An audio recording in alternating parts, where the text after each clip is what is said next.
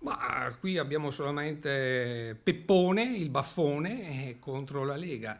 Guardi, oggi ero in un bar e qualcuno mi ha detto una cosa che mi ha colpito e mi ha detto, in politica c'è solo una cosa certa, il tradimento. L'ufficializzazione ci sarà il 6 aprile, ma Giovanni Braido con questa dichiarazione ha già fatto intendere che la campagna elettorale a Vittorio Veneto sarà tutt'altro che tranquilla. Vedere oggi il Peppone allearsi con una certa parte politica di cui non ha mai avuto una grandissima considerazione, un po' stride, diciamoci la verità. Ma Braido non si limita alle stilettate politiche a Toni Darè, di conseguenza al candidato Gianluca Posocco, attaccando l'attuale vice sindaco alla vigilia della sua presentazione come candidato ufficiale di Forza Italia e di due liste civiche. Lo faccio perché vedo la città abbandonata.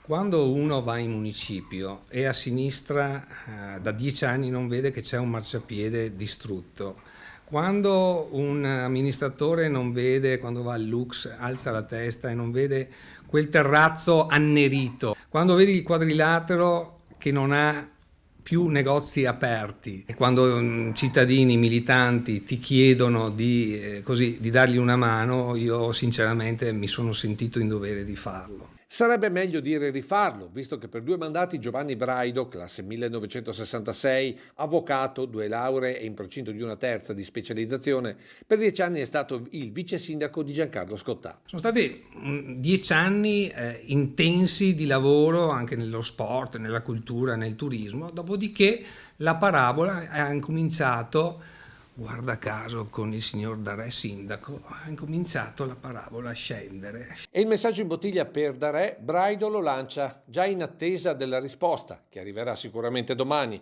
alla presentazione del candidato Posocco. Bisogna avere un po' di, secondo me, di dignità nella vita, un po' di dignità, un po' di idee e specialmente di rispetto per i cittadini che non sono i suoi, i cittadini di Vittorio Veneto.